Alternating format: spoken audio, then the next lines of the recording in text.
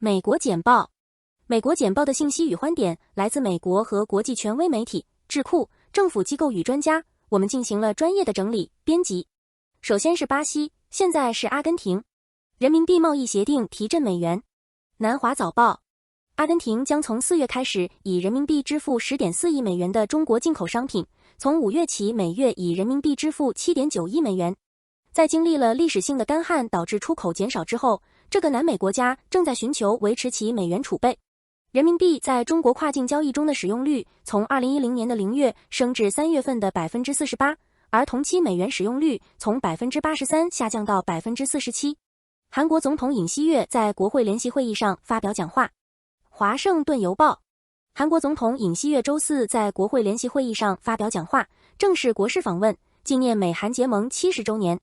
他是自乔拜登总统就职以来第3位这样做的世界领导人。来访的领导人通常会被邀请参加联合国会向立法者发表讲话。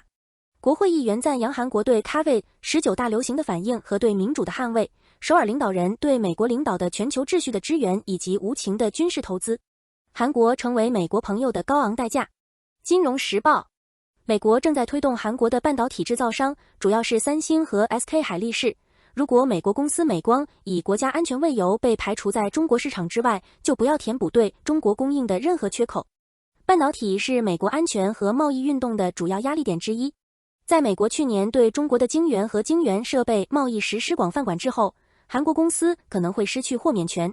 首尔将不得不决定它准备在多大程度上凌驾于其商业利益之上，以支援与其长期盟友美国保持关系。特朗普再次威胁要跳过共和党总统辩论。多伦多星报。唐纳德，特朗普威胁要抵制定于8月举行的总统辩论，理由是他的民意调查数位如此之高，以至于他不需要与该领域的其他人竞争。与共和党全国委员会的争端被视为围绕开放、竞争性的初选进程的潜在紧张局势的前兆。特朗普他可能会被要求签署承诺，表明捐助者的广泛支援，民意调查已登上舞台，并承诺支援共和党总统候选人之前跳过辩论并参加其他活动，以吸引观众。拜登的债务上限危机威胁到美元的严重后果。英国每日电讯。发展中国家越来越担心美元在国际贸易和资本市场活动中继续占据主导地位，中国希望用自己的货币取代美元。然而，这些雄心壮志被推迟了。人民币在其他主要货币中仍排在第5位，这是由于货币是中国国家的臂膀，导致在国际范围内缺乏信任。与此同时，欧元受到对其可持续性的怀疑的阻碍，加密货币最近的崩盘使其竞争的可能性比以前更小。然而，美元的主导地位存在2个重要的警告。首先，美国有时会利用美元霸权作为对他认为运作不当的国家的经济战，其威胁使许多发展中国家转向探索替代货币。其次，美元作为健全货币的长期生存能力存在传言。美国已经积累了大量债务，债务上限危机只是一个公共借贷面临失控危险的最新例子。尹和拜登宣布华盛顿宣言以锁定核威慑力量。外交官。韩国总统尹锡悦在华盛顿与美国总统拜登举行首脑会晤，期间2位领导人通过了一项名为华盛顿宣言的新联合声明。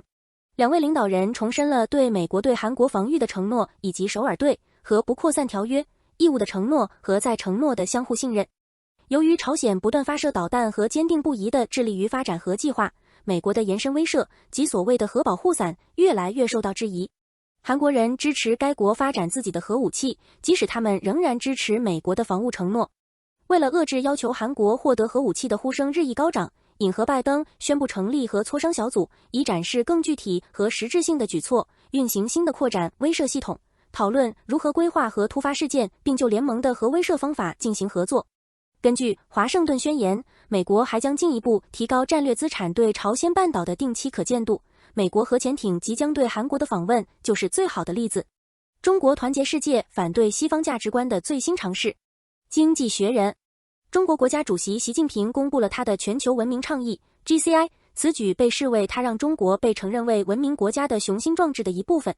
GCI 认为，文明必须和谐共处，不应将任何理想或价值观强加于他人。这不是习近平第一次提出全球倡议。2021年，他在联合国宣布了他的全球发展倡议 GDI， 承诺提供40亿美元说明贫穷国家的能源和基础设施专案，以及他的全球安全倡议 GASI。该倡议宣导以共同、全面、合作和可持续的方式建设国际安全。批评人士认为，习近平的举措旨在巩固中国对世界领导地位的主张，并将中国的政治制度定位为自由民主国家的可行替代方案。然而 ，GCI 的具体内容在很大程度上仍不清楚。有人说，它更多的是中国反对什么的声明，而不是它的目的。约翰竟将内部政治火炬传递给达纳，80，因为他接受了 CNN 的新任务。CNN 担任美国有线电视新闻网 CNN 首席全国记者的约翰金 John King 将在2024年美国总统大选期间不再锚定内部政治，而是专注于战场州的选民。Dana Bash 将接任该节目的主播，该节目在美国东部时间每天下午12点播出。经要求担任新角色 ，CNN 已证实，称他将继续在该网络的特别报道中发挥作用，并补充说这是他的第10个总统周期。现在是时候回到我的根源，在全国范围内报道。Dropbox 将裁员16%，为 AI 驱动的产品招聘新人才。路透社在云增长放缓的情况下 ，Dropbox 将削减16%的全球员工以降低成本，并将雇用新的人才来构建其 AI 产品。该公司将把一些员工从一个团队转移到另一个团队，专注于其人工智慧专案，但需要雇用更多具有各种技能的员工，特别是在人工智慧和早期产品开发方面。与此同时，微软和 Facebook 母公司 Meta Platforms 等大型科技公司正通过新产品和新产品争夺快速增长的人工智慧市场的一部分。美国计划在哥伦比亚和瓜地马拉为寻求庇护者建立移民中心。英国独立报美国计划为寻求庇护者提供更多合法途径，并在国际援助团体的说明下建立区域处理中心。拜登政府试图取消特朗普时代的公共卫生命令及第42条，该命令阻止大量移民在美国申请庇护。相反，这项新计划将允许寻求庇护者以安全、有序和人道的方式进入美国和其他国家。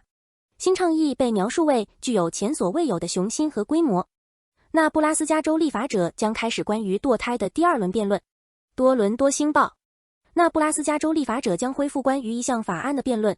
该法案将在怀孕第6周左右，在大多数女性知道自己怀孕之前，一旦在胎儿中检测到心脏活动，就会禁止堕胎。志愿者在今年早些时候的第1轮辩论中提出了该法案，只有1票的优势来打破阻挠。该法案的共和党共同签署者提出了一项修正案，将禁令延长至12周。这表明对怀孕早期禁令的抵制可能来自主张更多堕胎限制的立法者。那布拉斯加州州长吉姆·皮伦表示，如果该法案通过，他将签署该法案。瞧，拜登再次参选诱惑命运。加拿大环球邮报美国总统拜登正式宣布，他将在2024年竞选连任，这可能导致2020年与前总统唐纳德·特朗普的激烈斗争重演。拜登的第2个任期竞选将在他82岁时开始。与他关系密切的人告诉 Axios。 福克斯新闻最近的一项民意调查发现，只有 39% 的美国选民认为拜登应该在2024年参选，但如果他选择不参选，副总统卡马拉哈里斯和民主党提名竞争对手市长比特·布蒂吉格和参议员科里·布克、伊丽莎白·沃伦和贝托·奥罗克是潜在的竞争者。唐纳德·特朗普律师将在民事审判中攻击E. Jean Carroll 的强奸指控。加拿大环球邮报周4，唐纳德·特朗普的法律团队预计将挑战前 L 专栏作家E. Jean Carroll 的可信度，因为民事审判因他对美国前总统的强奸指控而恢复。在周3的会议上，卡罗尔详细作证，说明他如何声称特朗普在1990年代中期在百货公司更衣室袭击了他。特朗普否认了这些说法，并指责卡罗尔为了商业利益而编造这些说法，并在政治上损害他。卡罗尔正在寻求特朗普的未指明的赔偿。特朗普目前在2024年总统竞选中领导共和党领域。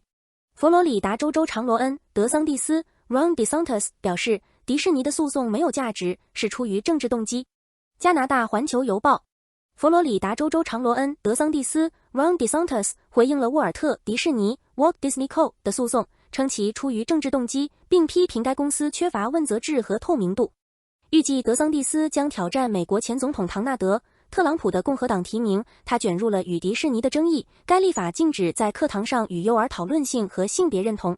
该公司指责他的政府滥用权力施加政治惩罚，并表示他因表达应该受到言论自由权保护的意见而受到非法惩罚。19世纪的法律如何颠覆美国的堕胎机会？经济学人美国的反堕胎活动家转向了1873年的反罪法康斯托克法案 （Comstock Act）。该法案限制通过邮寄发送淫秽、猥亵或卑鄙的材料，以减少堕胎的机会。此前，最高法院去年裁定宪法不保障这一权利。这项有150年历史的法律从未被完全废除，涵盖了从色情到避孕药具的所有内容，并经过修订，包括任何适应堕胎的内容。在德克萨斯州一个反堕胎组织提起的诉讼中，他已经复活。该组织起诉食品和药物管理局，该管理局批准药物堕胎药物米非斯酮通过邮寄方式分发。美国上诉法院法官马修·卡茨马利克 （Matthew Kaczmarek） 裁定，康斯托克法案明确禁止邮购堕胎。恢复康斯托克法案可能不仅影响限制直接向妇女邮寄堕胎药，因为不折不扣地执行该法案可能意味着禁止工厂将药丸和医疗用品运送到诊所，即使他们使用私人邮递员。一些反堕胎宣导者一直在推动这种解释，希望围绕它的不确定性将导致最高法院的案件，这将导致严格执行它的命令。与此同时，他们希望法律将对堕胎提供者产生寒蝉效应。康斯托克法案 （Comstock Act） 的有限执行现在被视为一种合法的化石，将使诊所能够将堕胎药进口到美国，并通过正常的供应链获得它们。国会不太可能废除或澄清康斯托克法案。律政司辩称其范围因法律先例而缩小。法律史学家玛丽·齐格勒 （Mary Ziegler） 认为，依靠这样一部古老的法规是反堕胎宣导者依赖过时法律的一个例子。然而，他警告说，一个对先例和立法历史漠不关心的法院可能会做出不利于此的裁决，理由是废除法律取决于立法者，而不是最高法院的工作。传奇电视节目主持人杰里·斯普林格去世，享年79岁。英国《独立报》标志性脱口秀主持人杰里·斯普林格 （Jerry Springer） 在今年早些时候被诊断出癌症后去世，享年79岁。斯普林格最出名的是杰里·斯普林格秀，该节目从1991年到2018年持续，经常以客人之间的爆炸性战斗为特色，赢得了有史以来最糟糕的电视节目等绰号。这位主持人还曾在1977年至1978年期间担任辛辛那提市长，并出现在英国的今早节目中，并主持英国电视节目。在后来的几年里，斯普林格主持了美国游戏展、美国达人秀和法庭系列杰里法官。谢谢收看美国简报，这是我们团队总结分析出来的美国重要信息，来源包括媒体、智库、政府机构和专家，让您在非常短的时间掌握美国动向。需要更多信息与进行讨论，请关注6度世界3w.6do.world。